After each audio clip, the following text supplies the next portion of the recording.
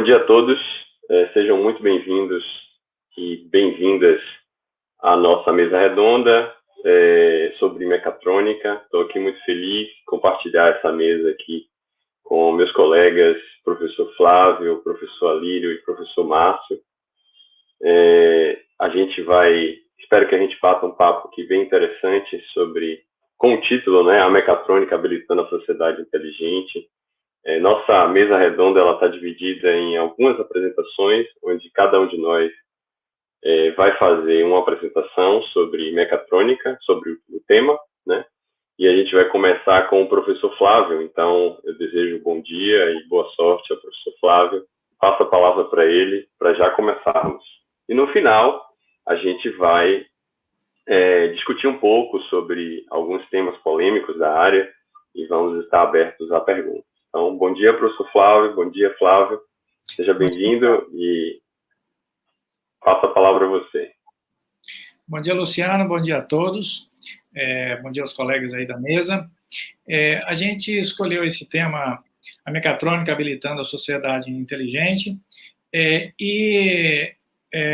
para iniciar esse tema, eu sou o atual coordenador do programa de pós-graduação em mecatrônica da UFBA.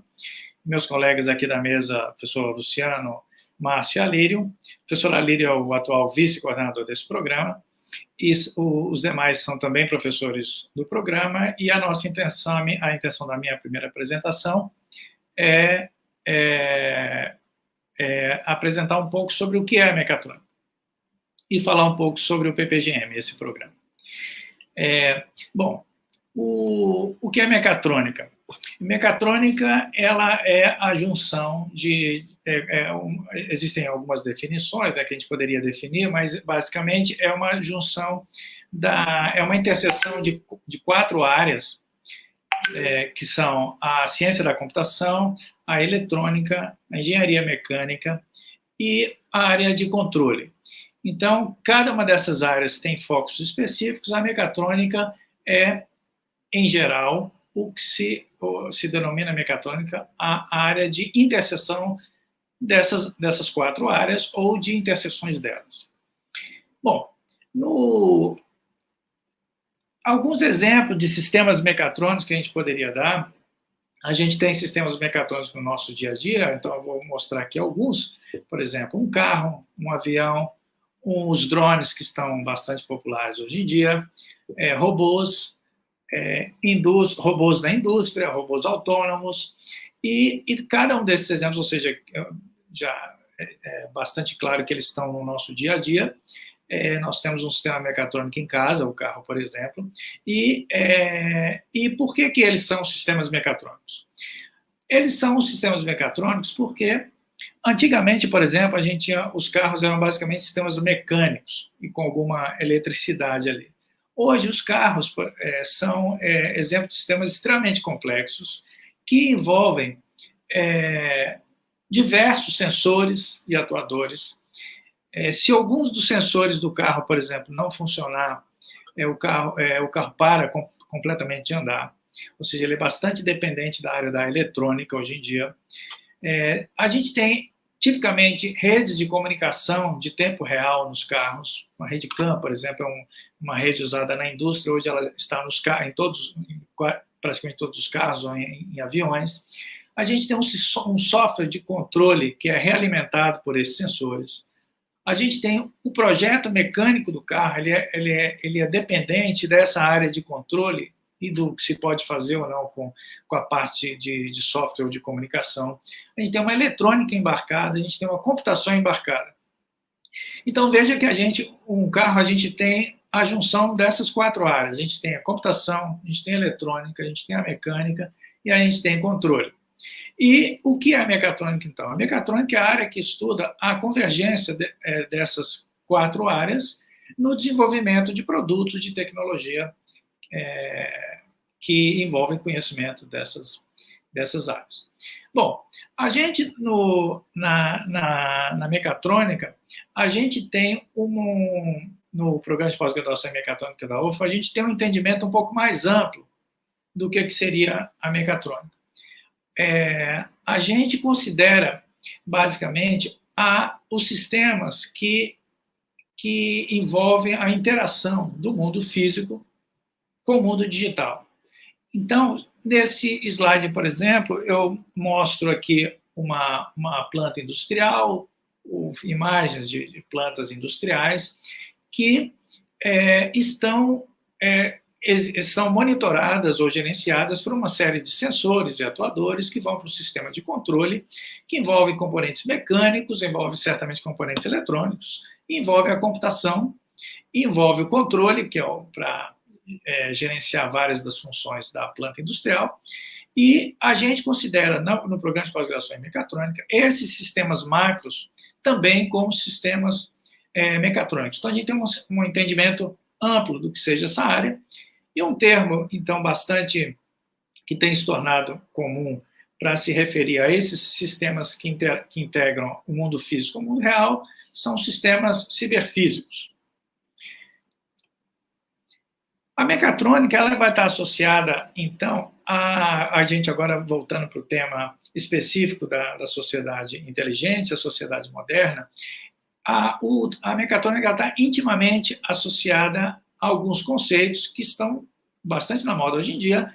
Um deles é a indústria 4.0, que se refere de maneira bastante sucinta aqui a uma quarta evolução do processo industrial, onde a gente tem não só robôs, mas a gente tem o sistema industrial completamente acoplado com o sistema de processamento de informação.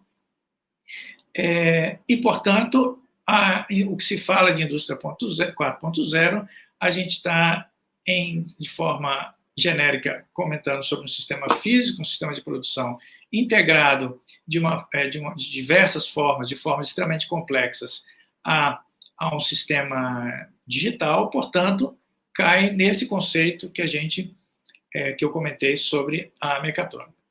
Um outro tema bastante associado também ao conceito de mecatrônica é a internet das coisas, que provavelmente todos que estão assistindo essa apresentação já ouviram falar de uma forma ou de outra.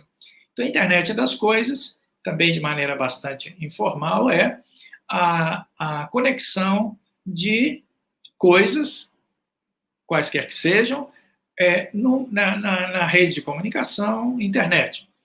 E, portanto, essas coisas incluem também sistemas mecânicos, sistemas que devem ser controlados, sensores, atuadores, e, portanto, é um tema extremamente associado à mecatrônica.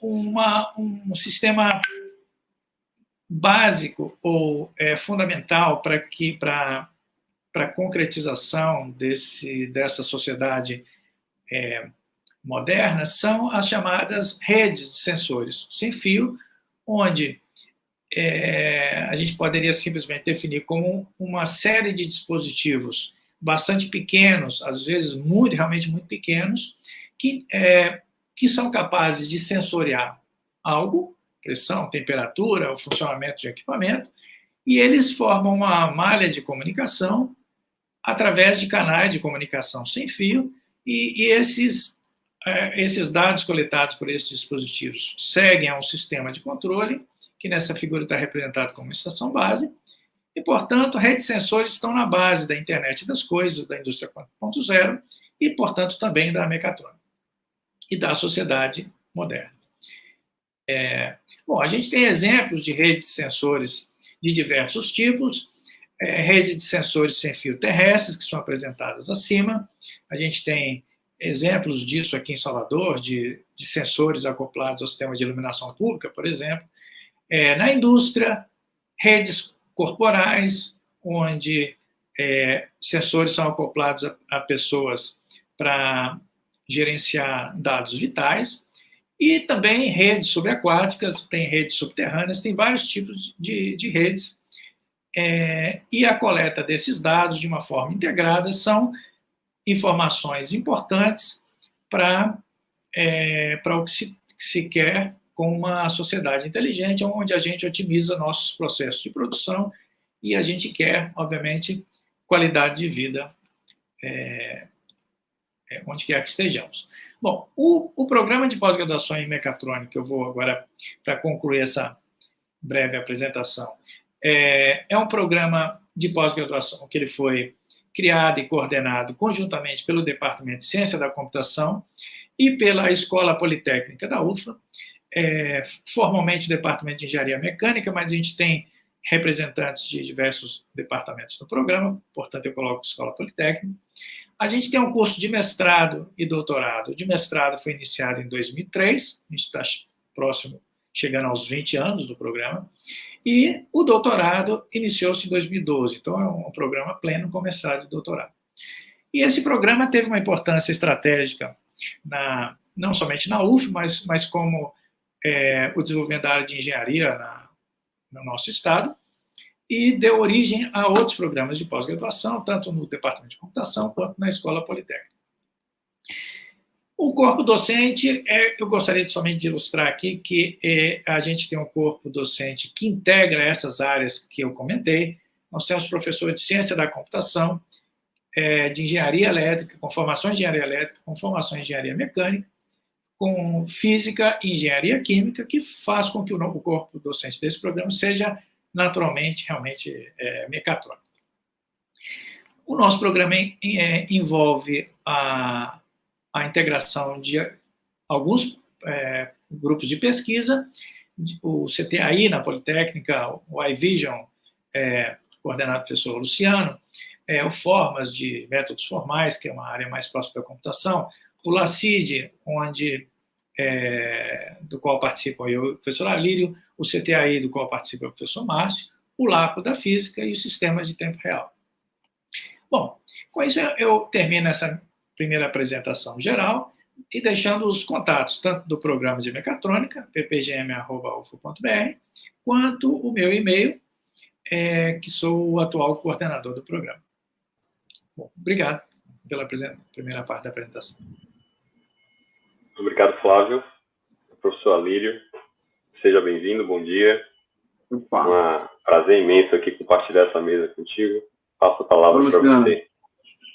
Prazer é meu, acho que a discussão vai ser bastante interessante, né? Bom dia a todos e todas, né? Me chamo Alírio, né? Como o Flávio e o Luciano me apresentaram, né? Além de professor da computação e vice-coordenador do programa de pós-graduação em mecatrônica, eu sou pesquisador do LACID, né? Laboratório de Sistemas Distribuídos. E a ideia é a gente discutir hoje a mecatrônica habilitando a sociedade inteligente, trazendo exemplos na perspectiva que envolve os sistemas distribuídos, né? Sistemas computacionais em redes, né? Então, assim, o que são esses sistemas distribuídos, né? São sistemas computacionais que funcionam em uma coleção de computadores autônomos, né, ligados em rede. E aí a gente tem vários exemplos do dia a dia que todos conhecem, né? Como sistemas na internet, aí você tem internet bank, etc., redes sociais, jogos online, sistemas de automação e controle, sistemas de mensagem, sistemas de compartilhamento de arquivos, entre outros, né? Então, na perspectiva da pesquisa em sistemas distribuídos, né, que a gente faz no laboratório, o principal objetivo do LACID, né, do laboratório da qual eu faço parte, é pesquisar o desenvolvimento de técnicas e aplicações que viabilizem, né, o uso de sistemas distribuídos na sua potencialidade, né, explorando requisitos de confiabilidade, segurança, desempenho, heterogeneidade, entre outros, né. E aí, quer dizer, vocês vão ver que é fundamental para essas aplicações mecatrônicas que estão sendo desenvolvidas, né. Sobre o LACID, né, o LACID foi criado e coordenado pelo professor Raimundo Macedo, né, que é professor titular do Departamento de Computação e atual presidente da Sociedade Brasileira de Computação, né. O LACID foi fundado em 95 e tem 25 anos aí de atuação, né. Hoje ele é um centro de referência nacional em pesquisa em sistemas distribuídos, né. Então, aí tem alguns números, aproximadamente 400 orientações concluídas, né, pós-doutorado, acompanhamento de pós-doutorado, tese de doutorado, dissertação de mestrado, especialização, etc., né? Mais de 400 publicações, dezenas de eventos científicos, dezenas de projetos nacionais e internacionais, e foi o primeiro, e hoje o LACID está localizado no primeiro andar do Instituto de Matemática, né? Aqui está o nosso time atual, que são os 6 professores do time principal, professor Aline, os professores Flávio, Paul, Macedo e Sérgio, e colaboradores, né, o professor Alain e o professor Sandro, do IFBA, e a professora Daniela e o professor George, do Departamento de Computação. Aqui, para dar uma ideia da gente, eu coloquei algumas fotos, né? Onde a gente tem aqui de alguns eventos que o LACID fez, para mostrar a carinha dos nossos estudantes, dos pesquisadores visitantes, dos simpatizantes do LACID.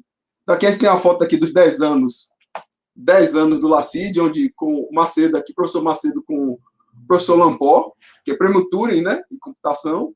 O prêmio Turing é um prêmio similar ao Nobel da computação, né? Então, a primeira vez que o Lamport veio para o hemisfério sul, né, ele veio para o LACID.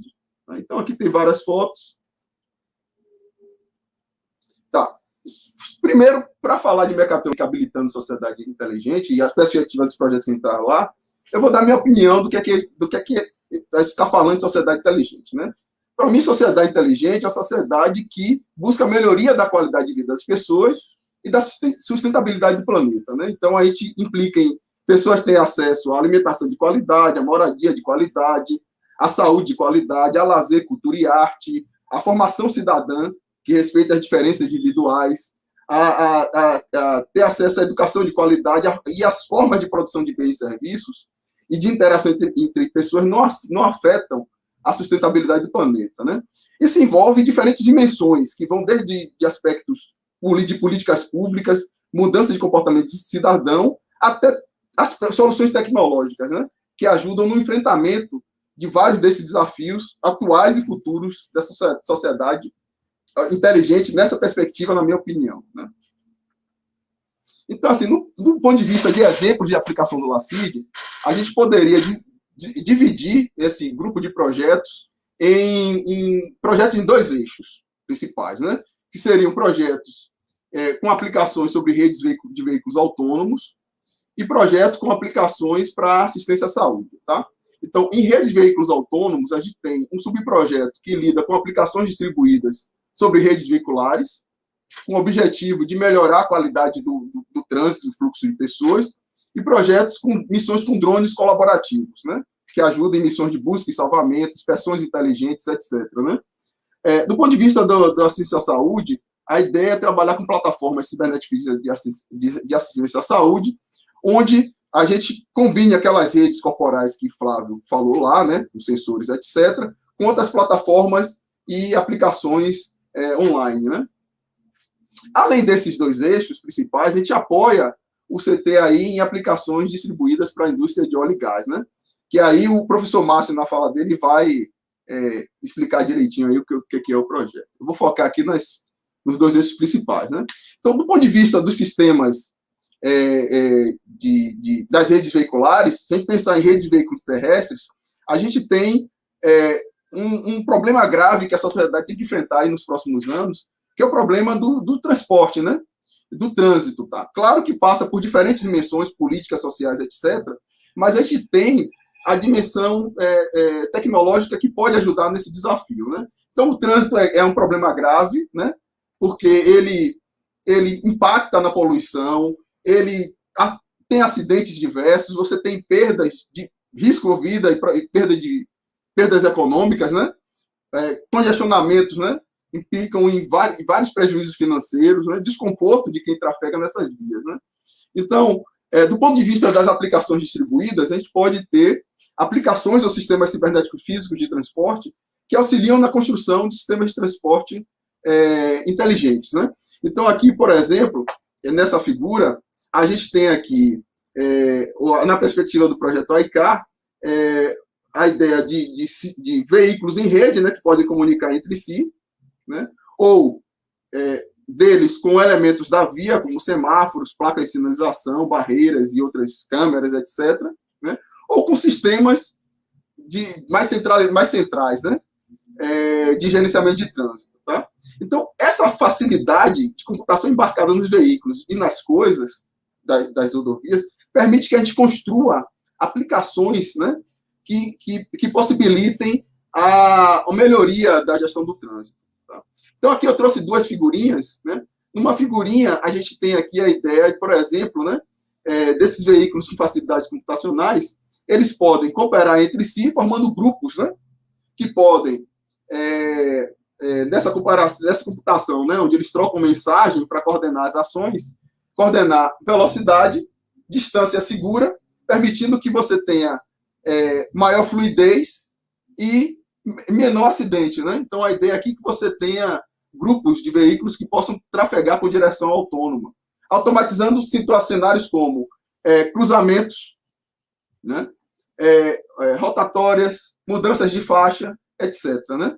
Então, esses sistemas computacionais que estão distribuídos no carro e que colaboram através da rede são exemplos de sistemas distribuídos que a gente pode usar que a gente vem trabalhando e pesquisando na implementação de sistemas de gestão, gerenciamento automatizado de trânsito, né? Do ponto de vista das aplicações veiculares, né, com veículos aéreos, a gente tem aí o projeto do Redes de Drones Autônomos e Colaborativos, né?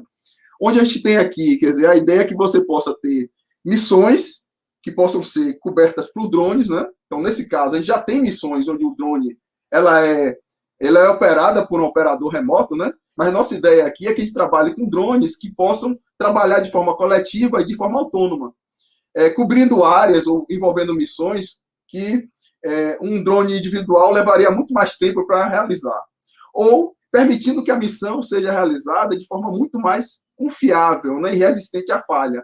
Por exemplo, na falha de um drone, eu tenho um outro drone que pode cobrir durante o andamento da missão, né? Então, a ideia do DAS é ter essa plataforma de drones autônomos que a gente possa submeter para que eles possam fazer missões coletivas. E aqui eu vou dar um exemplo de uma apresentação que o professor Flávio fez no SBESC, né? Então, aqui é uma imagem da UFBA, né? Então, a ideia é que a gente trabalhou aqui no problema de cobertura de área. Então, você tem uma área a ser coberta, você pode dividir essa área em sub-áreas, né? E alocar essas áreas, né, entre os drones. Então, os drones eles vão cooperar para fazer essa cobertura de área da melhor forma possível, né? E na entrada, na adição de um novo drone, ou na saída de um drone, seja por falha, seja por problema de energia ou qualquer outra coisa a mais, os outros drones eles podem conversar entre si para que o objetivo da missão seja cumprido, né? Então, diferentes aplicações a gente tem com esse problema, né? Então, assim, diferente das redes veiculares, nas redes veiculares terrestres, né, você tinha lá você tem problema de segurança, você tem problema de confiabilidade, você tem desafios relacionados à mobilidade, mas lá você não tem desafios relacionados à eficiência energética, por exemplo. Aqui, nesse caso, como a ideia do trabalho é trabalhar com mini drones, né, pequenos drones autônomos, por conta do custo, você poder fazer essas missões com custo menor, você aqui tem também problemas de eficiência energética. Então, na linha dos sistemas distribuídos e cibernéticos físicos de assistência à saúde, usando aquela mesma figurinha que o professor Flávio fez, a ideia é que essas redes, né, de sensores ou de biodispositivos corporais, elas possam se integrar, né, com outras plataformas de cuidados médicos, né, para atendimento de emergência, acompanhamento de home care, né, compor bases de informações de saúde, né, permitir que os profissionais de saúde acompanhem o estado de saúde dos pacientes, né? Então, no momento em que a população cresce, né, e você tem desafios de cuidados e assistência dessa população, você ter plataformas desse tipo facilita bastante e dá novas perspectivas, né, para que o sistema de saúde tenha outras opções, né, de cuidados para os diferentes pacientes nos diferentes locais, nas diferentes atividades. Então, por exemplo, na perspectiva das redes corporais, né, a ideia é que você tenha aqui sensores, né, implantados ou vestidos, né, no corpo, né, e esses sensores eles comunicam entre si para troca de informações, né? Eles podem, aqui eu tenho diferentes informações que são coletadas a respeito da fisiologia do paciente e são enviadas, né, por um celular, por um computador para as diferentes plataformas, né? Aqui a gente tem vários desafios de implementação, né, que a gente vem lidando nesse projeto. Por exemplo, né, na medida que você implementa essa rede de dispositivos no corpo, você tem questões relacionadas à proteção da própria saúde do paciente. Então, os dispositivos e a rede de comunicação tem que operar num ponto onde as emissões de calor e as emissões, né, eletromagnéticas que são feitas na comunicação sem fio aqui, elas não agridam a fisiologia do paciente, né? Então, parte dessa comunicação ela pode ser absorvida pelo corpo, né, e impactar na própria informação fisiológica que é adquirida. Então, por conta disso, você tem regulações de saúde que limitam essas emissões. E aí você tem outros desafios, porque se você limita a emissão, quer dizer, a forma de se comunicar entre os sensores, né, para que você adquira o dado, ela passa a ser mais limitada e mais susceptível à interferência, né? Então, se a gente quer que essas redes sejam implementadas, garantindo o conforto e a saúde, né, a gente tem que permitir, inclusive, que o paciente ele possa, na medida do possível, fazer todas as atividades que ele realizaria no seu dia a dia. Então, isso implica que as redes, na medida que elas são implementadas, devem permitir também que o paciente elicie a melhor mobilidade, né? E, na medida que você permite mobilidade, você gera problemas de conexões e de desconexões, né? Então, a implementação dessas aplicações médicas, que envolve a coleta desses sinais, além das características das próprias aplicações, porque você tem sensores de diferentes tipos, né? E esses sensores de diferentes tipos implicam em diferentes tipos de requisitos temporais, né, de aquisição de dados. Você tem problemas relacionados à transmissão sem fio e à mobilidade, né, que impacta nessas conexões e desconexões. Então, um dos desafios que a gente tem aí é a melhor forma de alocar essas comunicações sem fio e a melhor forma de estabelecer essas transmissões. É claro que aqui, assim, a gente também tem desafios relacionados à segurança, porque segurança do ponto de vista de garantir o bem-estar do paciente, como eu falei, mas segurança do ponto de vista de garantir a privacidade dos dados, né? Garantir que esses dispositivos não vão operar de forma irregular por conta de interferências externas ou ataques, né? Garantir que as informações que foram coletadas não vão impactar informações que são não confiáveis e que impliquem diagnósticos desacertados por parte da equipe que está do outro lado, né? Sem falar que, na medida que você combina essas redes, que você amplia a escala para monitoramento de um público mais amplo de cidadão, você vai ter desafios relacionados ao encaminhamento desses dados, né, para as diferentes plataformas e para os diferentes atores que estão relacionados aos cuidados médicos, né? Então, aí a gente tem dois dos projetos, claro que a gente colabora em outros, mas eu acho que esse aqui exemplifica bem essas questões da mecatrônica, apoiando nessa coisa de habilitar a sociedade inteligente na perspectiva de desafios que a sociedade tem em reduzir, de um lado, o sistema de transporte, em reduzir a emissão de poluentes, melhorar a fluidez de trânsito, melhorar ganhos econômicos que podem ser revertidos para a população. Do outro lado, você tem projetos relacionados à melhoria dos cuidados médicos e a ampliação da capacidade da saúde. E, de outro, você tem, na perspectiva da inspeção, com os drones, etc., uma infraestrutura que permite você trabalhar não só em inspeções industriais, mas em missões de busca, salvamento, etc., né? E aí eu agradeço mais uma vez, espero ter colaborado aí nessa primeira etapa. E passo, né? Obrigado, Alírio. Muito bom a sua apresentação. Márcio, seja bem-vindo. Bom dia. Passo a palavra a você, então. Bom dia a todos e a todas. Antes de mais, gostaria de saudar toda a nossa audiência, os colegas de mesa, com as cordiais saudações universitárias. Honra-me muito fazer parte deste intento da nossa universidade, no que concerne esse amplo debate, essa profunda reflexão, momento de profunda reflexão, enfim, da socialização desse conhecimento, né? Tão importante e necessário no atual momento, atual conjuntura, né? Bem, sobre a nossa mesa especificamente, cabe a mim, como engenheiro químico que sou, acho que trazer alguns elementos dessa sociedade moderna sob o olhar industrial, sobre a ótica do segundo setor, que é tão estratégico para o desenvolvimento de uma sociedade. Okay? Então, eu sou o professor Márcio Martins, sou da Escola Politécnica, como alguns colegas já colocaram. Eu estou alocado no departamento de engenharia química, o único engenheiro químico do grupo, né? Então, mas vou mostrar para vocês que tem algumas conexões, sim. Estou aqui representando o CTAI, né, que é o nosso Centro de Capacitação Tecnológica em Automação Industrial.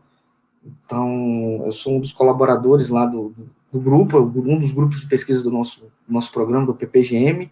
Sou docente permanente, portanto, eu desenvolvo atividades de investigação científica e tecnológica que tenta abarcar exatamente os mundos, né, da engenharia de processo, engenharia de produção, com sistemas computacionais, a integração da manufatura, que compõem exatamente as áreas de concentração do PPGM, né. Então, naturalmente, eu atuo numa área da engenharia química que dialoga intensamente com a computação, ok? Então, essa área a gente conhece como PSE, essa é uma siglazinha, né, do inglês, que é do Process Systems Engineering, e que, em outras palavras, ela visa trabalhar engenharia de sistemas em processo, né? Esse processo ele pode ser um processo processo de produção contínua, quanto produção discreta, tá bom? Bom, eu vou tentar aqui fazer, nessa gravura, é um resumo exatamente do que é o PSE, e ao tempo que eu vou falar um pouco do que é cada uma, as áreas o enfoque de cada um desses ramos, eu vou mostrar, na sequência, a íntima relação que existe com a computação. Então, o PSE, ele trabalha, ele é o ramo da engenharia química que trabalha com o aspecto da modelagem e simulação, e modelagem envolve desde os primeiros princípios, né, a física e a química do processo em si, e também desde aspectos de modelagem orientada a dados, né, então você envolve toda a questão de inteligência artificial, aspectos estatísticos, e que, de alguma maneira, você também pode tratar de uma forma híbrida, né, juntar esses mundos. Você tem o campo da otimização, e aqui, de fato, é um mundo, e aqui a gente está falando da síntese do processo, estamos falando da síntese de materiais, estamos falando de aspectos de integração energética, estamos falando de aspectos da síntese de layouts, estamos falando aqui de intensificação, integração, de modo geral. E aí vamos para a parte de regulação, os aspectos de controle, toda a teoria de controle, desde aqueles mais clássicos, convencionais, até os mais sofisticados, que buscam a solução integrada, ok? E tem também a parte da instrumentação em si, né, que envolve a questão de a questão de disponibilidade da planta, né? Então, estamos falando de detecção, diagnóstico e isolamento de falhas, no que se refere a equipamentos, a sensores, componentes, que vai abarcar um processo, né? E também temos aqui as aplicações industriais. A área de PSE, a área da engenharia de processo, é aquela que, de fato, é responsável pelas implementações. Então, estamos falando aqui, pessoal, de certa maneira, que há uma íntima relação entre a computação, porque do jeito que eu estou colocando aqui, estamos falando de métodos numéricos, estamos falando aqui de engenharia de software, estamos falando aqui de ciência de dados, estamos falando aqui de inteligência artificial, de modo geral, estamos falando aqui de sistemas embarcados, estamos falando aqui de sistemas distribuídos. Então, veja que tem, de fato, uma relação. Então, a engenharia química, engenharia de processo, consegue dialogar, tem uma interface, consegue transitar com a computação, ok? E aí, dentro desse, depois de explanar o que é o PSE, a área a nossa área de atuação no aspecto do CTI, da automação, a gente vai agora se ater um pouco da relação entre o que é sociedade moderna, sociedade inteligente, sobre esse olhar mais industrial. Quais são os desafios que, de fato, existem por trás da indústria, né? Do segundo setor, tá bom? E aí eu começo fazendo uma espécie até de provocação, né? Como o Flávio já até colocou um dos seus slides, falou um pouco da indústria 4.0. Então, não tem como a gente não desaguar nesse tema, né, quando fala de sociedade inteligente. E aí, Claro, se chegou no aspecto 4.0, e tem um marco 4 é porque tem as anteriores. O Flávio colocou bem, né? Então, a primeira revolução, a segunda revolução, e a terceira, que é a que nós estamos vivendo, porque eu diria que a 4.0 ainda ela está no campo das ideias, tem ensaios, né? Poucas são ainda as soluções, né, que existem. Então, por quê? Porque estamos exatamente nessa etapa de tentar buscar uma solução. Por quê? Porque existe N possibilidades, né? Então, como eu vou colocar agora, como a Lírio até colocou também, existe o sistema cyberfísico, e isso abre uma série de possibilidades para a sociedade de modo geral, e em específico a indústria. Tá bom? Então, se a gente está falando de indústria, eu estou colocando uma provocação 3.0, porque eu diria que hoje não evoluímos muito em relação ao marco da 3.0, mas ainda não chegamos, de fato, na 4.0. Né? Então, a 3.0, que é o marco? O marco é exatamente a automação. É você começar a automatizar as tarefas, que é exatamente uma evolução da linha de produção, que foi bem desenvolvida na segunda revolução industrial. Então, quando você começa a automatizar, você começa a ter disponibilidade da planta. Então, quando você começa a operar, começa a difundir sistemas de controle, né, você consegue operar de uma forma mais estável e segura. Então, você consegue especificar produto, consegue garantir qualidade, garantir desempenho no menor espaço de tempo. Então, o que é que naturalmente você quer aprimorar esses processos? E o aprimoramento desse processo vem com os adventos que compõem a nossa a natureza humana, né? Os aspectos tecnológicos vão se avançando, e em particular da computação, né? Então, se a gente poder resumir, a indústria 4.0 nada mais é do que uma integração de tecnologias habilitadoras. Então, tecnologias habilitadoras que já existem exatamente nesse momento, nessa 3.x, 3.8 ou 3.9, se a gente pode assim falar. Então, quando você já pensa nessa questão de melhorar a produtividade continuamente, você começa a pensar na integração de aspectos exógenos quanto os aspectos endógenos, né? Então, se tem perturbações, existem diferentes distúrbios, a ideia é que você possa se reconfigurar, seja o mais resiliente possível para poder ter esse incremento de produtividade. E aí, a indústria que a gente vive hoje, para tentar atender esses aspectos, ela pode ser resumida como uma pirâmide hierárquica da automação, e que eu posso resumir exatamente nessas gravuras, né? Eu estou colocando aqui alguns aspectos, como fala aqui, sistema de controle distribuído, na verdade aqui está a planta, o processo em si, que é composto pelos equipamentos, pela instrumentação, pelos sistemas de controle locais, etc. e tal.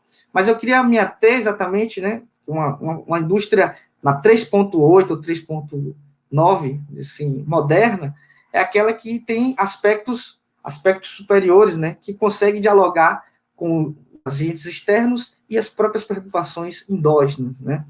Então, aqui quando eu falo, você tem um sistema de controle integrado, que vê a planta como um todo, que são chamados MPCs, você tem a otimização em tempo real, você tem a etapa mais lá de cima, o planejamento e o escalonamento, né? A programação, tá bom? E por que eu coloquei esses aspectos aqui superiores dessa camada, né? Porque é aqui que está o gargalo, é aqui que a gente pode avançar, a indústria pode se transformar nesse aspecto digital, nesse aspecto físico, né? No mundo do cyberfísico. Se a gente poder ver, a ideia quando você tem uma pirâmide é que você vai tomar decisões, né? Você tem que tomar decisões, e essas decisões são tomadas em uma escala de tempo. Então, se a gente poder enxergar daqui, do planejamento até o controle integrado, você vê que você pode ter uma escala de tempo, são escalas de tempo diferentes. Né? E qual o desafio que a gente tem aqui? O desafio é tentar, ao máximo, encurtar esses tempos. Porque quando você encurta, o que acontece? Você consegue, vai tomar decisões mais assertivas. A ideia é que você tome ideias mais assertivas no sentido de poder produzir de uma forma que garanta qualidade, garanta desempenho e que atenda os diferentes agentes. É um sistema que tem que atender diferentes restrições de flutuações de mercado, legislações sociais, ambientais, etc. E tal. Então, o desafio é poder ter menos tempo, você poder incorporar, integrar cada vez mais essas camadas. Né? E aí, se você integra, e por que você integra? A ideia é que você possa ter um poder de previsibilidade o mais assertivo possível, porque engenharia é otimização e previsão. Se você tem essa capacidade de fazer essa previsão e antecipar certas ações, a ideia é que você consiga rastrear com maior parte do tempo as condições operacionais mais rentáveis, que é o que exatamente está muito associada à indústria, né? A indústria em si, ela visa transformar matérias-primas em produtos de valor agregado, né? Então, você precisa exatamente tentar buscar as condições operacionais mais ótimas possíveis. Né? E aí, com essas tecnologias habilitadoras que já compõem exatamente esse mundo, essa terceira revolução, e aí estamos falando de Big Data, estamos falando de internet das coisas, que já foi comentado aqui, estamos falando de virtualização, estamos falando aqui de realidade aumentada, e por aí vai. Isso tudo já compõe, de certa maneira, essa indústria 3.x. O desafio está na forma de você integrar essas tecnologias, de modo que você possa, sendo bem pragmático, é bom deixar isso, é você tentar encurtar esses tempos. Ou seja, se você agora começa a ter equipamentos, sensores, elementos finais com capacidade de processamento, e uso de memória, você consegue tomar determinadas ações que protegem exatamente essas camadas. E uma vez que essas camadas estão sabendo o que está acontecendo, porque isso aí vai estar em rede agora, eles têm que se comunicar, você consegue tomar ações mais assertivas. E aí, diminuindo o tempo é dinheiro, né? Então, se você consegue diminuir, você consegue, de fato, ter uma planta o mais rentável e, diria, o mais autônomo possível. Então, se na 3.0 o marco é a automação, eu diria que na 4.0 seria a autonomia. E aí, exatamente o que está em xeque, que a mecatrônica tem a mecatrônica e a computação é uma área estratégica para a gente, né? Então, eu diria que a indústria 4.0 ela deve sair, o marco que está associado é um marco da autonomia. Então, a ideia é que você pense num processo integrado, e aí entenda que quando você tem coisas integradas, você aumenta a complexidade, e se você aumenta a complexidade, exige tarefas de controle e otimização mais sofisticadas também. Então, isso abre um leque de possibilidades, né, de desenvolvimento científico nesse sentido. E a ideia é que o processo ele seja autogerenciável, né? Ele possa ser cooperativo, ele comece a trocar informações de um modo o mais eficiente possível, né? E aí, claro, um aspecto importante é você poder integrar, de fato, o que está acontecendo em tempo real com a virtualização dessa planta e você poder enxergar algum passo à frente. Quando você enxerga algum passo à frente, você toma a decisão mais assertiva, tá bom? Então, eu diria que há uma série de possibilidades com esse mundo cyberfísico. Então, por isso que a gente pode avançar não apenas da indústria 4.0, mas eu coloquei uma provocação, isso aí pode gerar soluções disruptivas, né? Pode ser um 4.1, 4.2, por aí vai, 4.y. Então, como é que entra a mecatrônica, como é que traria a computação? Ela é muito estratégica nesse papel aqui. Por quê? Porque aqui, além de ter o processo e a otimização e o controle em si, seja na produção discreta, na produção contínua, você precisa de áreas da computação especificamente como rede e sistema distribuído, né? E a inteligência artificial que você pode trabalhar em diferentes aspectos, né? Porque aí estamos tratando com arquitetura de software, sistemas multiagentes, enfim, há uma série de possibilidades. Por isso que ainda estamos no campo da discussão, no campo dos ensaios, tá bem? Não existe uma solução única, né? Por isso que isso pode passar esse 4 pontos, pode passar do zero, tá bom? E aí, só para ilustrar um aspecto da relevância desse tema, como a mecatrônica, de fato, tá na crista da onda, a gente tem aqui, só para dar um fechamento da minha fala, a gente tem um PRH, o PRH é um programa de recursos humanos da ANP, é um programa que visa trabalhar aspectos de capacitação, desenvolvimento científico, tecnológico e até mesmo de inovação no campo de petróleo e gás. E a ANP lançou um edital em 2019 que contemplou 55 programas. Cada um desses programas é responsável por um tema especificamente. Embora haja uma zona de sombreamento entre alguns programas, alguns PRHs, um tema em si ele é específico, né? E o nosso, o da mecatrônica em si, a gente trabalhou exatamente com esse aspecto da digitalização, aspecto da tentar encontrar soluções para uma indústria, uma produção de petróleo e gás mais moderna possível. Essa indústria, que é um pouco mais conservadora do que as outras, eu diria que está no estágio 3.5, 3.4, e há um tempo, por uma questão de vários agentes de incerteza que gravitam em torno dessa indústria, começou a ter uma discussão nos últimos anos, na última década, que pode, de fato, sair desse... Pode ter uma ruptura, né? Pode ter um avanço mais abrupto, saindo de uma 3.2 para uma 4.1, ou, de fato, uma 4.0. Então, você veja que o tema é tão relevante que a gente aprovou, nossa proposta foi aprovada, e temos aí diferentes aspectos de investigação científica e tecnológica. Então, estamos falando digitalização, controle, rede de sistemas distribuídos, né? Então, esse é um aspecto importante, porque a gente quer contribuir exatamente com campos de produção de petróleo e gás ditos inteligentes, modernos. Tá bom? Então, acho que era isso que eu queria trazer, um pouco dessa provocação, e agradeço o espaço, espero que tenha, de fato, contribuído com o debate. Então, devolvo a palavra agora para o professor Luciano. Está contigo. Obrigado, Márcio.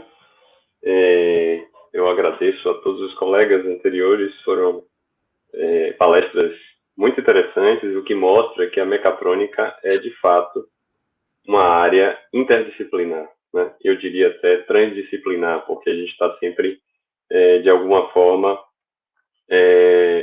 tendo contato com outras áreas. Eu, por exemplo, trabalho na área de visão computacional, né? Sou professor associado do Departamento de Ciência da Computação, sou coordenador de um laboratório de visão computacional chamado iVision Lab. E essa ideia da visão computacional, ela, eu acho que eu tenho que colocar full aqui. Tá bom aqui a slide, né? Não sei se está muito pequeno ou se está... Tem que estar aqui. Pronto, acho que aqui está melhor. Pronto. Então, voltando a falar aqui, eu sou o coordenador do iVision Lab. O iVision Lab ele foi criado em 2011, lá no CTAI, na Escola Politécnica, né? Onde eu também fui aluno da mecatrônica. Na verdade, eu fui o primeiro mestre a defender no programa, né? Tive também agora, em 2016, um doutor, o primeiro doutor em mecatrônica também no programa, né? E para não dizer que sempre as coisas foram primeiro sem qualidade, mas a gente atesta a qualidade do programa sempre com as conquistas, né? Então, eu saí da mecatrônica, fui fazer doutorado fora, em Portugal, depois voltei para ser docente da UFBA em 2012, e estou aqui como professor permanente lá na mecatrônica também. É um programa esse que eu fico muito feliz, e principalmente por causa da qualidade, tanto dos docentes quanto dos discentes que a gente trabalha, né? Então, principalmente os discentes, que são esses que compõem, de fato, o programa, são esses que constroem lá na base o programa.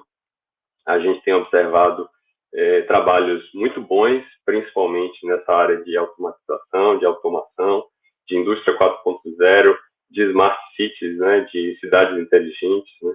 Então, o iVision, ele veio suprir essa área de visão computacional, que ainda era muito incipiente na UFBA, né? Porque enquanto eu estava fazendo mestrado também não tinha ninguém que trabalhasse com visão computacional. E, de fato, a gente vem construindo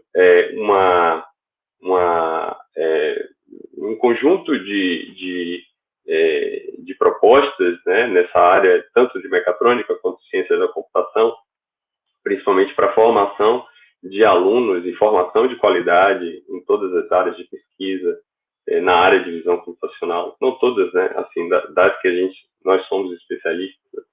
Então, o iVision, ele conta com um espaço lá no CTI, onde ele serve a todos os alunos da UFBA. Nós temos alunos que participam de pesquisas da área de odontologia, onde a gente tem uma rede forte, utilizando o reconhecimento de padrões de imagens. Nós temos um conjunto de alunos da área de medicina, né, do projeto Patos Potter, que vamos ter uma mesa também redonda sobre o projeto.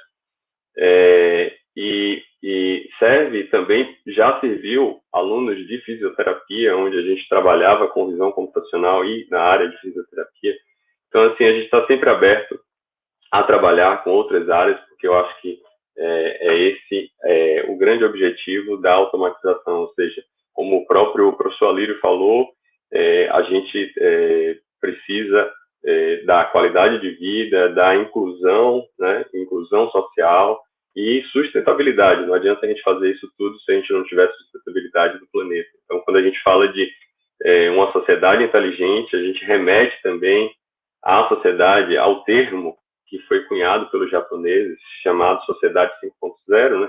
Independente da gente questionar se esse termo e essas propostas da Sociedade 5.0 sejam inalcançáveis num curto ou médio espaço de tempo, mas ainda assim são objetivos bastante interessantes, né, e importantes para a sociedade como um todo, principalmente nessa época de pandemia, que a gente começa a refletir sobre todas as interações sociais, sobre todos os impactos que essas interações nos dão e acontecem dentro da sociedade moderna, né?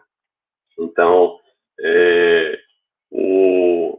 as pesquisas do iVision, elas são basicamente na área de reconhecimento de padrões em imagens, né? Então, utilizamos bastante inteligência artificial, aprendizado de máquina. Aqui está algumas fotos da infraestrutura lá do iVision, né? Onde tem pesquisadores aqui trabalhando o tempo todo, vários alunos, né? Já formamos 16 mestres e 4 doutores durante os nossos 10 anos.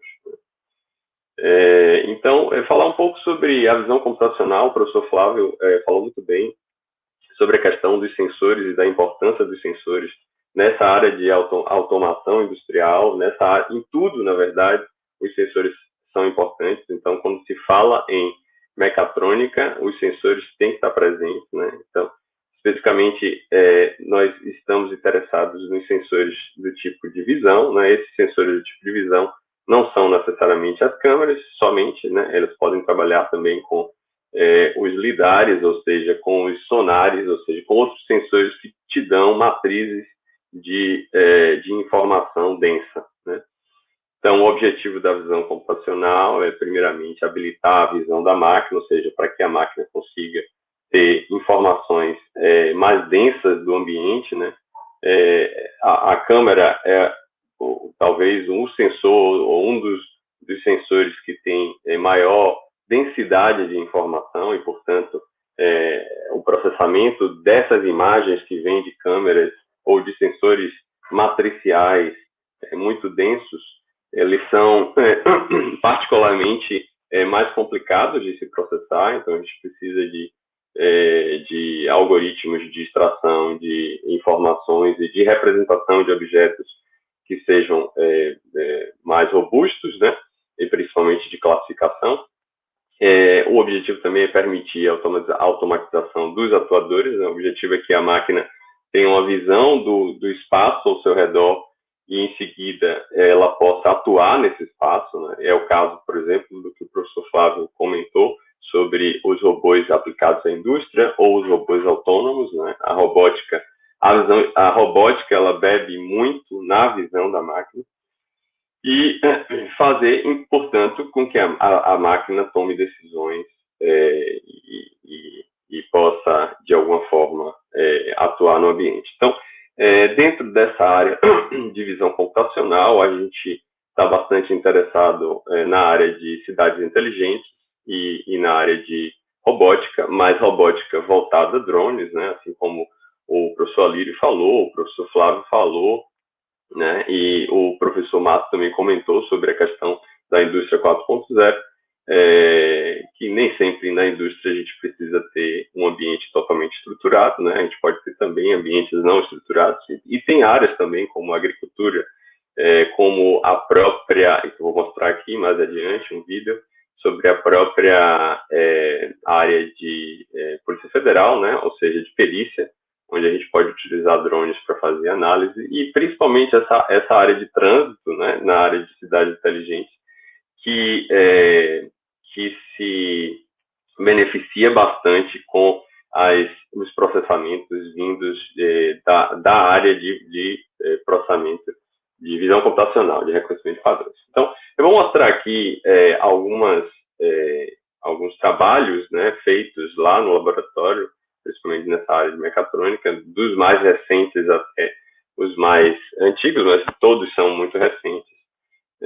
Então, mais recentemente, a gente construiu uma impressora térmica, né, onde essa impressora ela faz a impressão de calor de um objeto. Aqui a gente mostra um pouquinho como é que ela funciona, né? Essa impressora ela foi totalmente construída por um aluno, né, desde a parte de concepção mecânica, né, até a parte de processamento da imagem, aquisição de dados. Então, aqui a gente pode ver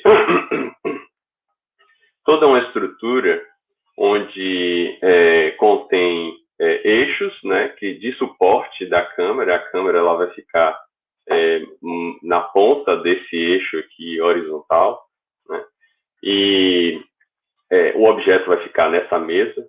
Então, durante o processo de digitalização dessa imagem, de aquisição dessa imagem, o objeto vai ficar parado, e aí vai ter todo um processo com motores que vão rodar no eixo X, no eixo Y, para poder fazer a aquisição da imagem. Então, essa imagem, ela vem de um sensor térmico, né? O sensor térmico, ele tem uma área de leitura muito pequena, e, portanto, ele tem que fazer várias pequenas leituras que são representadas aqui nessas imagens, né? Nessas 3 imagens. Então, a primeira imagem são várias pequenas leituras. Essas leituras, elas são, portanto, depois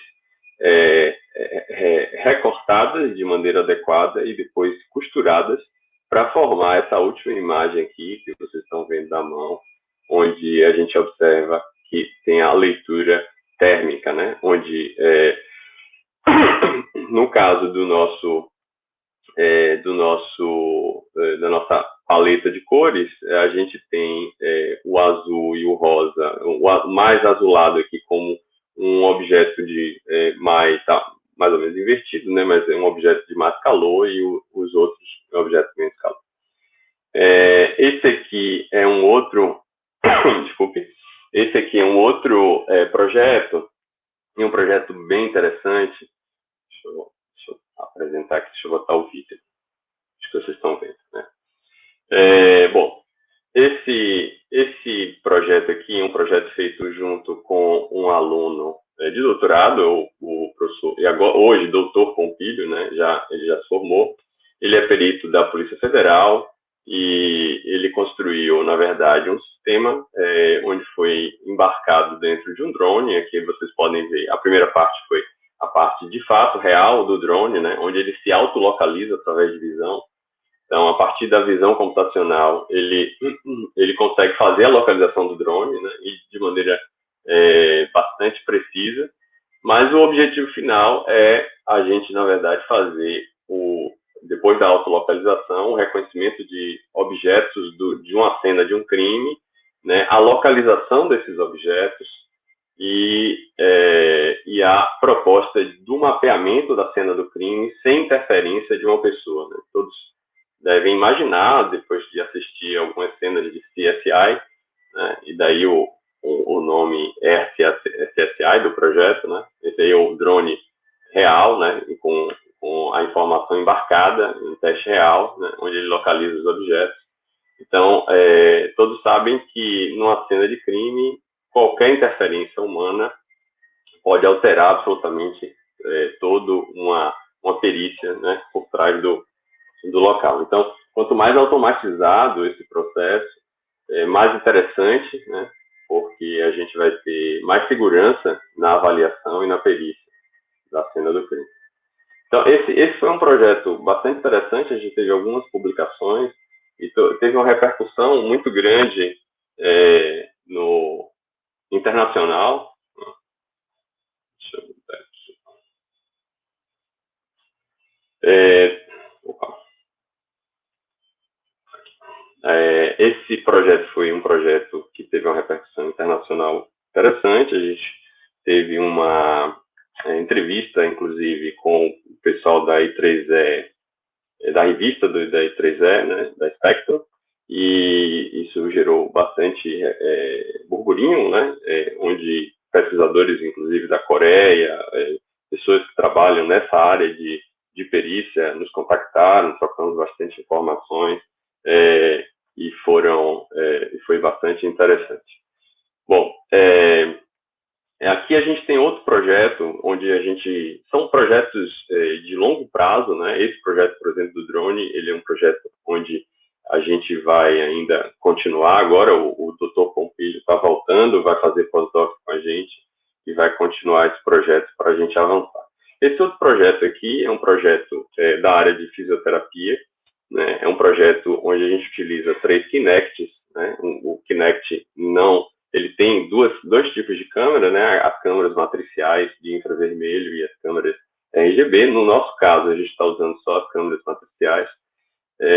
E o objetivo é a gente fazer avaliação de pacientes que sofreram algum tipo de dano cerebral e teve algum tipo de encurtamento nos seus membros superiores.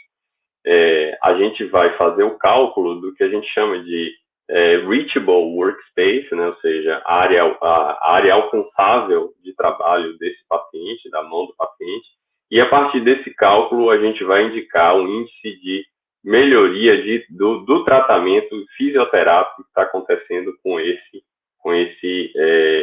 paciente. Esse foi um projeto interessante, né, lá da fisioterapia. Temos outros aqui. Esse projeto foi um projeto em parceria com o pessoal do Senai Cimatec, onde a gente construiu um simulador, né, todo em ambiente gráfico, né, onde a gente faz a simulação de dados de sonar, né. Então, nossa visão aqui de embaixo d'água, isso aqui foi feito para um submarino. Então, essa visão embaixo d'água, ela não pode ser feita através de câmeras com lentes, né, normais, ou seja, câmeras que tenham sensores RGB, e sim câmeras que precisam de sonares específicos. Então, o que a gente faz é que vocês podem observar aqui no vídeo, passou rapidamente, mas a imagem da esquerda, a imagem simulada, enquanto a imagem da direita é a imagem real. Então, o objetivo é a gente aproximar a imagem simulada à imagem real para que a gente possa fazer avaliação de algoritmos, né, de reconhecimento de objetos com base nessas imagens aqui. E hoje está sendo usado em projetos lá do pessoal da Universidade Federal do Rio Grande, né, que trabalha também com submarinos, e podem testar seus algoritmos aqui no nosso simulador. É um simulador que eu diria que é único no mundo, porque ele não só dá a imagem do sonar muito próxima do real, mas ele também consegue descrever dentro de um ambiente de computação gráfica um ambiente muito parecido com o que a gente vê embaixo d'água. A renderização do submarino, ele é muito parecida com o submarino real e etc. Bom, esse aqui é o último projeto, um projeto também de trânsito. O objetivo é a gente fazer estimação de velocidade de veículos utilizando imagens monoculares, né? Hoje a gente tem que quebrar bastante a estrutura do asfalto para trabalhar com sensores de precisão. Esses sensores, muitas vezes, são custosos, né? E os sensores que também podem ser trabalhados com efeito Doppler, que dão informações mais precisas, com uma falha aí de 2 km por hora, também são caros, né? E muitas vezes perdem carros. Então, o objetivo das imagens trabalhar com uma câmera só e fazer a computação da velocidade desse veículo. Eu termino aqui, a gente poderia continuar aqui apresentando vários outros projetos, né? Eu escolhi os principais, e aí agora chamo meus colegas de mesa para que a gente comece a fazer alguns debates e, inclusive, responda a perguntas do público, né? Então, vou parar aqui no meu compartilhamento, acho que não precisa mais disso, né? E aí a gente pode começar agora a fazer discussão. Eu, como chair aqui da mesa, né, eu queria propor a discussão de um tema específico, onde a gente vai discutir, né, o primeiro tema. A gente conversou, propôs aqui em 2 temas interessantes, né? Eu queria começar com o primeiro tema, que é quais são os desafios para um Estado como a Bahia para se tornar uma sociedade inteligente. E queria começar mostrando alguns números aqui e abrindo para os meus colegas e ouvir a opinião deles. E eu levantei alguns números interessantes aqui, não da Bahia, mas do Brasil, onde existe um índice global de inovação, e nesse índice global de inovação, computado pela Universidade de Cornell e pela Organização Mundial de Propriedades Intelectuais, o Brasil está na 69ª posição entre 127 países, né? Ele está na posição 79 de 127 países, ele está atrás do Chile, da Costa Rica, do México e do Panamá, né? Só para se ter uma ideia, né? Outro número interessante é que em 2020 nós tínhamos 0,6% do parque robótico no mundo, né? Isso corresponde à 18ª posição no mundo. Então eu queria saber a opinião dos meus ilustres colegas sobre o que eles acham desses números, né? E o que eles acham da pergunta inicial, né? Dos desafios sobre a automação industrial aqui no Estado. Então, quem tiver interesse pode começar a falar. Que eu posso comentar com alguns comentários. Só tem algumas perguntas da audiência também que são interessantes. A gente pode apresentar aqui também.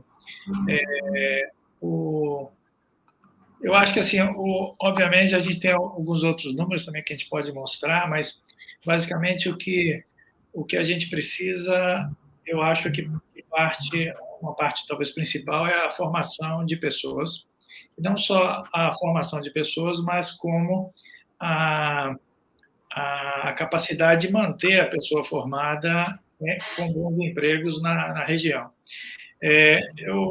Buscando uns números também, nas áreas das engenharias 3 da CAPES, os programas de pós-graduação são divididos em áreas, na CAPES, áreas do conhecimento, e a mecatrônica se insere na área de engenharias 3, que é a área de engenharia mecânica, produção aeroespacial, naval e oceânica, e desses alguns dados interessantes. Primeiro que existe uma meta, o governo tem uma meta de ter, obviamente, o desenvolvimento científico, uma das métricas é a quantidade de pessoas com formação de cientista na população.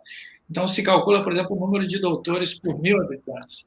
E um dado interessante é que o Brasil tinha como meta ter 2,8 doutores por 1.000 habitantes em 2020. Só em termos de comparação, há 10 anos atrás, os Estados Unidos tinha 8,4 e a Alemanha 15,4, há 10 anos atrás. Então, assim, isso mostra como que para a gente conseguir desenvolver a nossa sociedade, para a gente não se tornarmos meros consumidores do que os outros fazem, existe uma grande corrida pela frente. Veja que a meta esse ano era de 2, poucos.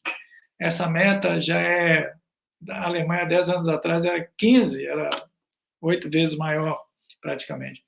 Então, acho que uma das metas, assim, talvez a resposta não seja complicada, a gente precisa de bom, e temos outras questões também, que é, por exemplo, Sul-Sudeste tem 56% da população brasileira, aproximadamente, e detém 77% dos programas de engenharia 3. O Nordeste, a gente tem aproximadamente 27% da população, a gente só tem 13% dos programas. Então, o Brasil, ele precisa, a gente precisa de ter maior formação de pessoal de excelente qualidade, e a gente precisa lidar com essa... ainda existe uma enorme diferença regional. E eu acho que, assim, existe uma corrida nossa em relação ao resto do país, existe uma corrida nossa em relação ao mundo. E é por aí que eu acho que é o único caminho que a gente consegue alguma coisa. Show. Gostaria você quer? Eu gostaria de comentar também, né? Porque, assim, e aí a formação combinada, né? Com a formação, ela é importante, porque um dos desafios que a gente visualiza, né? Naquilo que a gente chamou de sociedade inteligente, né? Que, na minha opinião, é melhorar a qualidade de vida das pessoas, garantindo sustentabilidade do planeta, né? Com as condições de acesso à alimentação de qualidade, saúde, moradia e outras coisas mais. Então, pensando nessa dimensão, quer dizer, a gente tem aí no mapa da desigualdade, né, a Bahia, né, e o Nordeste, ele está no mapa da desigualdade do Brasil, e o Brasil está no mapa da desigualdade do mundo, né?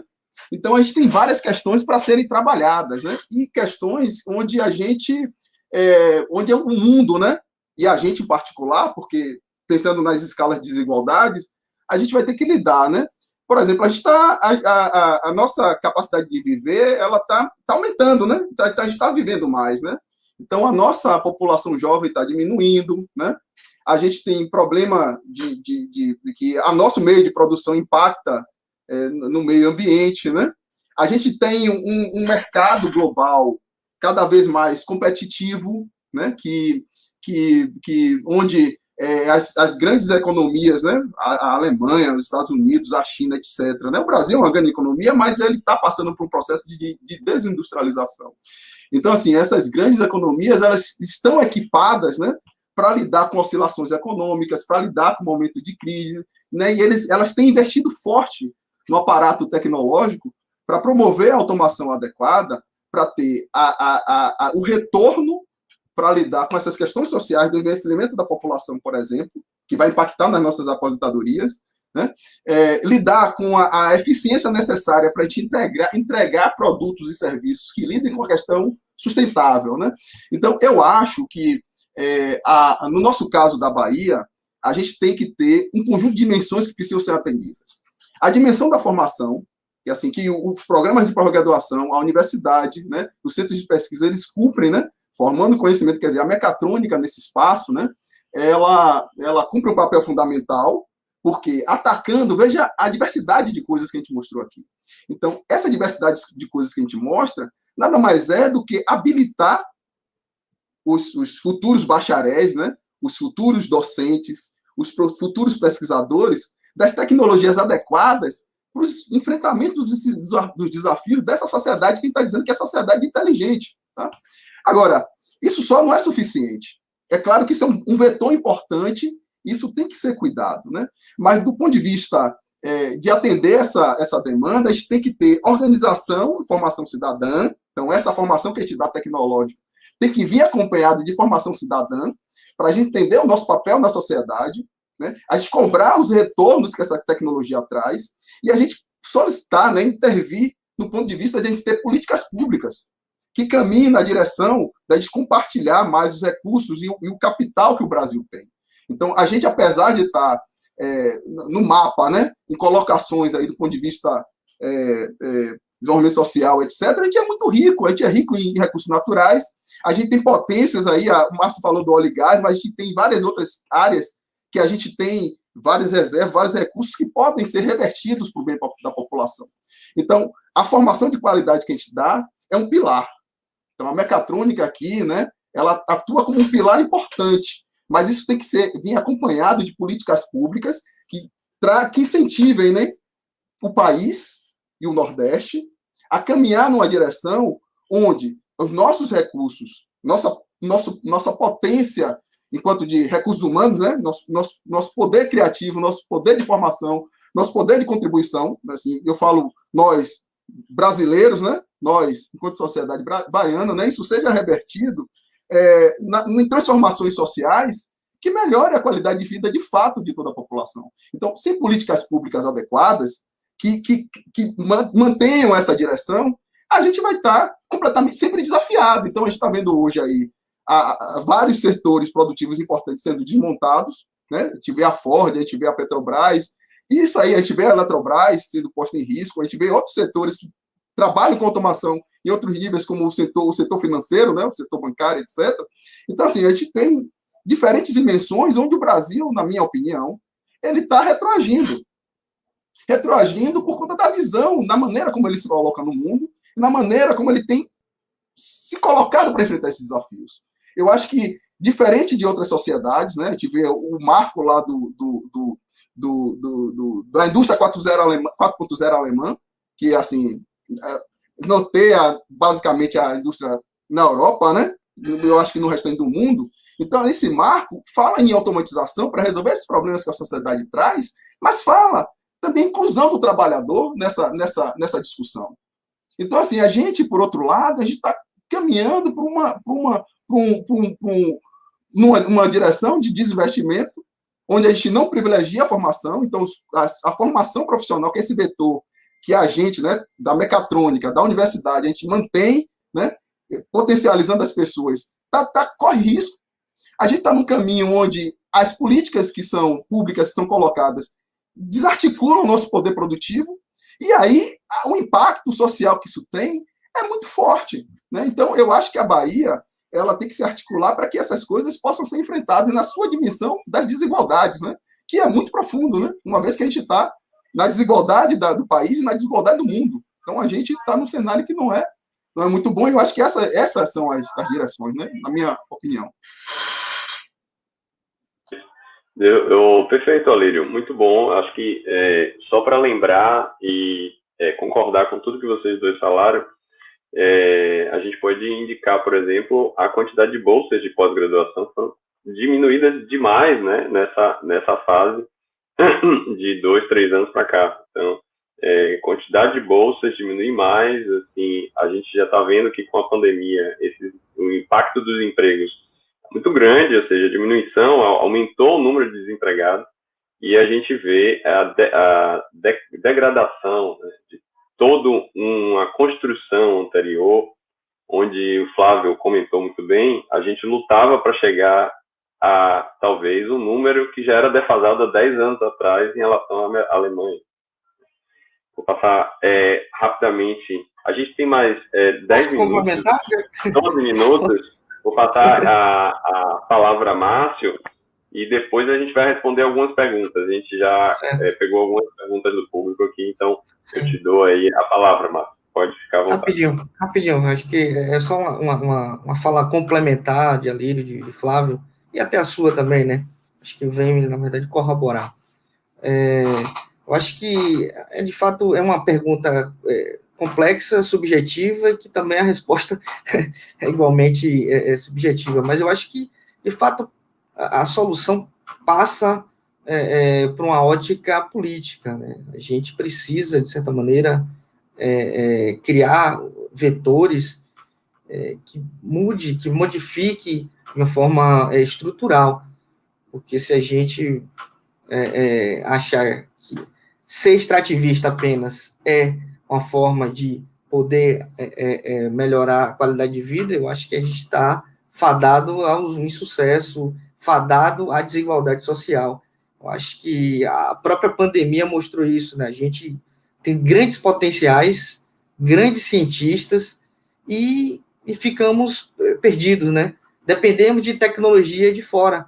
O Brasil tem potencial enorme para desenvolver, por exemplo, uma vacina. Se desde o início tivesse um direcionamento político, as coisas iriam acontecer, né? Mas a questão é do desinteresse. E eu acho que, trazendo para o nosso contexto Bahia, especificamente, eu acho que a Bahia precisa começar a ter um direcionamento mais efetivo nas políticas de ciência e tecnologia. Eu acho que um aspecto que o Flávio colocou, que é a formação, talvez assim, a nossa agência de fomento, a nossa fundação, ela tem sido no Brasil uma das que mais tem contribuído para a Bolsa, ou seja, para a formação, né, quanto à academia. Mas tem, assim, pecado e muito na questão de investimento em projetos de pesquisa, né? Eu acho que exatamente está nesse limiar aí, né? A gente precisa de iniciativas, de projetos de cunho científico, de cunho tecnológico e buscando, de fato, a inovação. Se a gente não tiver essa iniciativa, eu acho muito difícil a gente sair dessa lógica, dessa ótica só de extrativista. Tá bom? Perfeito, perfeito. A gente tem algumas perguntas do público. Eu pediria para a Liz colocar na tela aí, né? Então, a primeira pergunta, para quem quiser responder, é do Pompílio. Bom dia a todos. Excelente palestra, doutor Luciano. Gostaria de fazer uma pergunta. Qual o melhor termo? Visão computacional, visão de máquina? Eu particularmente prefiro visão de máquina. Eu acho que os termos eles devem ser sempre dinâmicos de acordo com o contexto social, né? Então, eu acho que se a gente estiver trabalhando com robótica, eu acho que visão de máquina talvez seja melhor. Mas a visão computacional foi um dos primeiros termos que foi cunhado, então a gente ainda consegue utilizar isso aí. Mas eu particularmente prefiro visão de máquina. Então, próxima pergunta, essa aí foi para mim, especificamente. Próxima pergunta ali. Pronto. Daniel Santana, no contexto das cidades cada vez mais integradas, recorrendo mais a recursos computacionais, como ficará a questão da segurança digital? Acho que talvez essa aí seja para Flávio ou para Lírio. Fiquem à vontade para responder. Bom, eu posso comentar alguma coisa? Bom, assim, essa automatização, o que vem com a indústria, com a sociedade digitalizada, ou seja, com esse nível de automação completo, certamente um dos principais problemas é quão seguro estaremos, né? E eu acho que tem várias dimensões dessa questão. A primeira é a questão da dimensão, digamos assim, privacidade, né? Ou seja, a gente é monitorado por tudo com nossos celulares. As grandes empresas têm têm os nossos dados, né? Ou seja, com os nossos dados eles geram produtos, geram dinheiro, etc. Esse é um aspecto. O segundo aspecto é que, assim, se a gente imaginar que a nossa sociedade vai estar totalmente automatizada, com o nosso sistema de produção todo gerenciado por computadores, nossa matriz energética ligada na internet, certamente temos um problema de vulnerabilidade imenso. E já temos, né? Temos relatos de problemas no abastecimento de energia que supostamente foram ataques hackers, né? E então esse é um problema em várias dimensões. Segurança tem-se algumas noções, como por exemplo o pessoal mais novo não tem muito problema com a questão de privacidade. As pessoas de mais idade geralmente têm mais preocupação com isso, mas a questão da vulnerabilidade independe disso. E eu acho que, além de segurança, tem uma série de problemas que essa indústria gera. E ética, só para comentar uma área aqui que não é área tecnológica, mas que ética está totalmente, na minha visão, atrelada a essa questão de o que fazer com os dados. E ética não é uma área exata. Das áreas duras do conhecimento. Alírio pode complementar. Eu posso. A gente tem, na perspectiva da engenharia também, de construir os mecanismos de segurança para esses sistemas, a gente também tem desafios, porque agora você está lidando com plataformas completamente heterogêneas, né? Você tem carros, você tem biodispositivos, você tem televisores, você tem uma série de coisas que, assim, as estratégias tradicionais pressupõem que você, na perspectiva do projeto, conhece o sistema ao qual você vai prover segurança de dados, privacidade, etc., né? Então, assim, o aspecto de engenharia é como é que você lida com esse ambiente heterogêneo e dinâmico. Então, soluções que a gente lidava no tempo de projeto, não se aplicam mais, porque a infraestrutura computacional, lembre do caso dos veículos, né? Um veículo entra, outro veículo sai. Então, quem faz parte da computação muda. Então, como é que você garante segurança no universo desse? Então, você tem aspectos, do ponto de vista mais de alto nível, né? Da privacidade, etc., mas você tem aspectos de engenharia, da construção do sistema, que precisam ser também investigados. Perfeito. A gente tem agora pouquíssimo tempo, eu vou pedir para a Liz botar essa última pergunta aí, para a gente responder. Pronto. A pergunta do nosso colega, professor Sérgio Gorenda, o desafio para uma sociedade inteligente não seria mais político do que tecnológico? Acho que sim, acho que já explanou sobre isso, né? Então, de fato, passa pela iniciativa, a iniciativa tem que ser política, né? Ela tem que começar a fomentar, claro, ouvindo os diferentes agentes, diferentes atores, né? A própria academia em si, ela pode, de fato, pode dar essa contribuição, né? E a indústria, de modo geral, o segundo setor, o terceiro setor, acho que tem que ter essa comunicação, esse diálogo, né? Porque senão a gente vai ficar sempre paralisado, dependente de tecnologia, dependente de outras ações, né?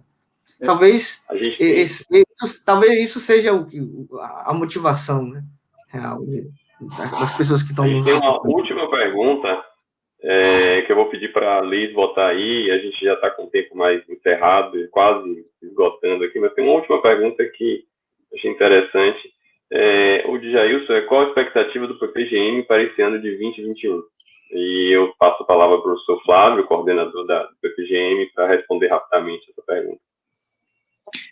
Bom, essa é uma pergunta que não dá para responder em 2 minutos. Mas, bom, eu acho que nós temos que procurar trabalhar com as adversidades que tivemos. Nós, na verdade, temos um número bom de novos ingressantes de mestrado e doutorado. Eu acho que isso não saiu muito a regra do que a gente vinha tendo. Então, obviamente, vamos ter que conviver com cortes orçamentários, mas vamos tentar fazer o melhor que pode. Eu acho que conseguiremos, temos ainda boa chance de fazer muita coisa boa. Rapidinho, por outro lado, com todos esses cortes, a gente tem um PRH, né, que tem várias bolsas, né, pelo menos na área de petróleo e gás, pessoal, a gente tem possibilidade de bolsa de mestrado, bolsa de doutorado, bolsa de pós-doc e também de graduação, né, então a gente, de certa maneira, tem um pulmão aí, apesar de toda essa crise que estamos vivendo. Então, PPGM... E um conjunto de projetos com financiamento, né, que permite a gente manter a infraestrutura, equipamentos, etc., né? Exatamente. Pronto. Eu fui avisado aqui que nosso tempo praticamente terminou. Eu queria agradecer, foi um imenso prazer participar aqui da mesa com vocês, foi muito prazeroso mesmo, assim, do fundo do coração, temas muito interessantes, acho que a gente fez uma mesa bastante eclética e bastante interessante, então eu queria agradecer a todos, né, a toda a audiência, né, ao pessoal de suporte que nos deu suporte aqui durante esse tempo todo, e agradecer também a organização do Congresso, que eu acho que permitiu fazer todas essas mesas, que eu acho que foram interessantíssimas, para a gente se aproximar mais da sociedade. Eu acho que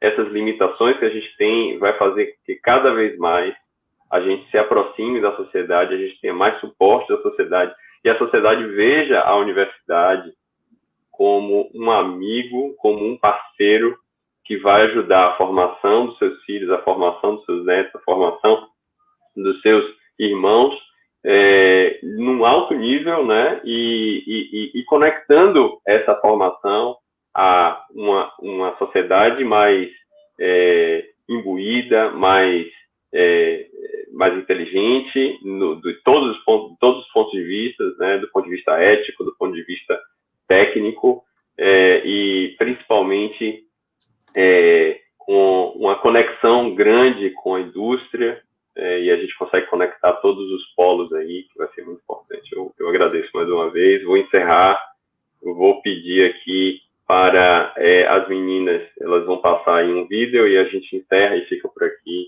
Bom dia a todos e até a próxima. Obrigado. Bom dia a todos. Um abraço, nos vemos. Um abraço. Tchau. Abraço.